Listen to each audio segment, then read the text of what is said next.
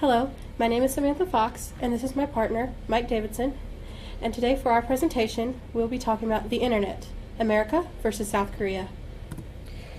What we're talking about today is the backgrounds of South Korea and America, the policies of each of the countries, the Internet service providers in each country, the population density, competition for the customers, the open networks or lack of open networks, and what we can do to fix the problem going forward.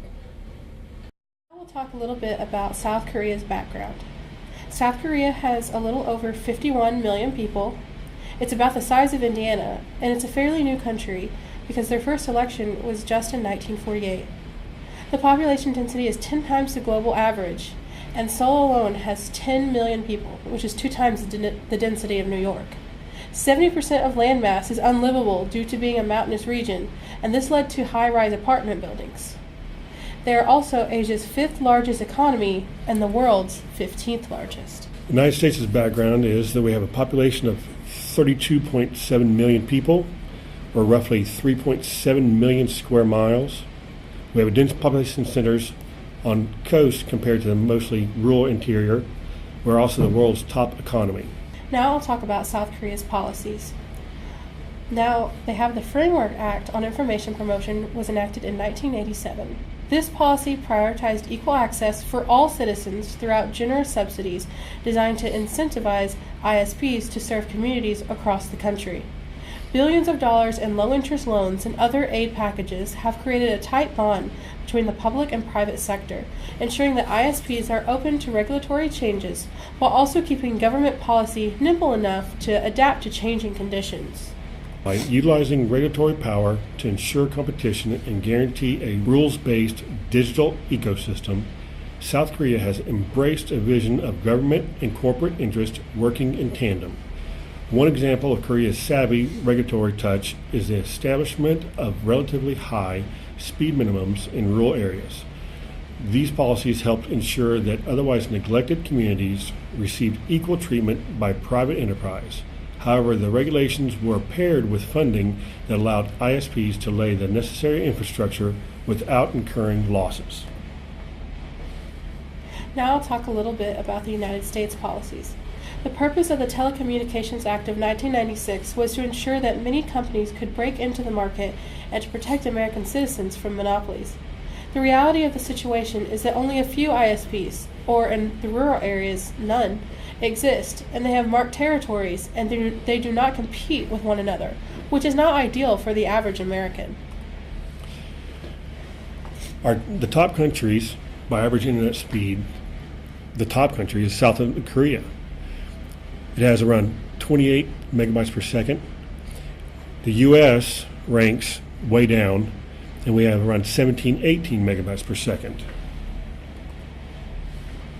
Now I'll talk about the individual states. This graph shows the top states by average internet speed. The state with the most is Washington, D.C., which is about 28. And if you look in our state, Oklahoma, we're below the U.S. average of 18.7. We are about 16 megabytes per second. This is a picture of the top internet service providers in each state. They're not necessarily the only provider in that state, but they're the top ones in each state. The top competitors in the U.S. are AT&T, Comcast, Charter Spectrum, CenturyLink, Verizon, and Cox. Now we've chosen 3 U.S. cities to show you the average internet speed for most U.S. cities. First, we'll start with New York. New York has DSL, cable, and fiber. The DSL is 15 megabits per second, and the cost is $34.99. For cable, it's 300 megabits per second, and it's $44.99. For fiber, it's 940 megabits per second, and it's $39.99.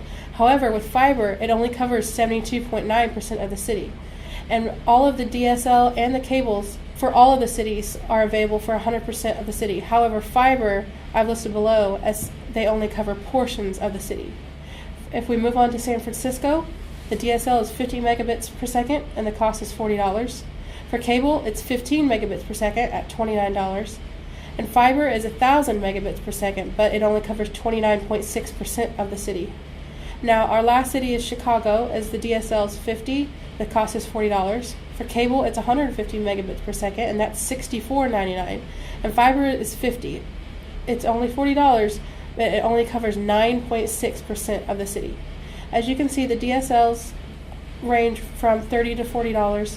The cable varies widely in price, and fiber also around $40, but the coverage is spotty. Average internet speeds in Korea. Average speed of the entire country is 28 megabytes per second, including rural areas. Average cost to Koreans is roughly $28. Now I'll talk about private internet providers. South Korea can choose between 3 major private internet providers. Although they have a wide variety of options, we've chosen the top 3 to talk about: KT, SK, LG U+. KT is Korean Telecom. It is the most popular of the internet providers in South Korea. It offers broadband, DSL services, and cable called Megapass. KT also offers NetSpot, which is a hotspot access. Wybro is high-speed Wi-Fi on the go for your laptop, tablet, or phone. Next we have SK Broadband, previously Hanaro Telecom. It's the second most popular. SK Broadband unveiled the world's first 10 gigabit per second internet service at the ITU Plenipotentiary Conference. They offer Triple Play, which is cable, phone, and internet, VoIP service, broadband internet, and IPTV service branded as BTV, which is a streaming service. LG U+, who was previously Daycom, parent company of LG Electronics. LG U+ offers a variety of mobile service including Bank On and Music On. Launched in the world's first commercial CDMA1 network standards for phones, data service using PCS technology. U+ Home launched in 2005, which is an optic LAN service that provides fast speeds of up to 100 megabytes per second. But how is their internet more affordable and faster? Well, in the 1990s, South Koreans decided that their country needed a fast and affordable internet provider by the private sector. There was political willingness and a national plan. The South Korean government encouraged citizens to get computers and hook up to the high-speed internet connections by subsidizing the price of connections for low-income people. Akami, an internet platform used by websites to ensure high speeds and high-quality streaming, aggregates data from up to 200 trillion content requests it receives each quarter. South Korea led the way with the highest average connection speed at 29 megabits per second, an 88.6% increase from last quarter. Norway, 21.3 megabytes per second, and Sweden, 20.6 megabytes per second, followed to make up the top 3. The United States did not make the top 10, ranking number 16 with average connection speed of 15.3 megabytes per second, a 7.7 rise from the prior quarter. These are the excuses that America has for not having the best internet: population density, lack of competition, open versus closed networks. Population density. South Korea, with more than 1,200 people per square mile, is much denser than the United States, where 88 people live in the same amount of space, and where rural areas and suburbs are large. It costs less to set up internet infrastructure in a tightly populated place filled with high-rise apartments, such as South Korea, than it does in the United States, where rural homes can be great distances apart. In both countries, copper wires tend to carry broadband signals from fiber optic cables into the home. Data can travel fast on copper wire, but it slows down the farther it goes. In South Korea, that's the base of the apartment building to a particular unit. In the U.S., copper wire may have to link a home with a fiber optic cable that is a mile away. Population and lower cost? Some may argue that Americans pay more for internet service because there are more people to serve in a larger geographic area. Yet, not even in America's densely populated cities like San Francisco or New York City do people enjoy comparable prices to those in Korea. Some may argue that internet access is cheaper and faster in South Korea because of excessive government intervention and regulation. Lack of competition in America. Some municipalities in the United States were able to make internet service a utility. These municipalities included Chattanooga, Tennessee, Bristol, Virginia, Lafayette, Louisiana, Cedar Falls, Iowa, and Wilson, North Carolina. They often provided faster speeds using fiber. However, it was not always cheaper for the city, but the consumers ended up paying a cheaper price per month and also had better service. Now we'll talk about open networks. For a fee, broadband providers must share the cables that carry internet signals into people's homes. Companies that build those lines typically oppose this sharing. A number of governments, including South Korea and Japan and several European countries, have experimented with or embraced infrastructure sharing as a way to get new companies to compete in the broadband market. The U.S. does not require broadband providers to share their lines, and some experts cite Korea's relative openness as one reason the internet there is so much faster and cheaper than it is here. Copper versus fiber. Copper has the advantage of already being in the infrastructure. Developing technologies to better utilize copper is cheaper than installing fiber optic cable. The advantages for fiber optic cable are many. Copper has a shorter lifespan compared to fiber optic cable. Fiber optic cable is far faster and transmits further than copper. Fiber optic cable is lighter and has a smaller diameter. Fiber optic cable is immune to RFI and EMI transmissions.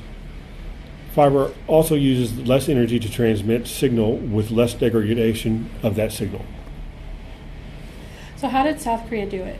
Since 1987, Korea has spent more than $5 billion in connectivity efforts. As a result, internet penetration rate in South Korea achieved 89.9% in 2015, up from 6.8% in 1998.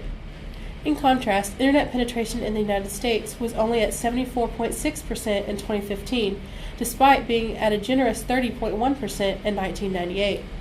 In addition, South Korean consumers enjoy free and fast Wi-Fi on public transportation and in public buildings and streets. The Korean federal government also made a point to spur broadband demand and enhance digital literacy, creating a healthy cycle of supply and demand. What happened to America's money?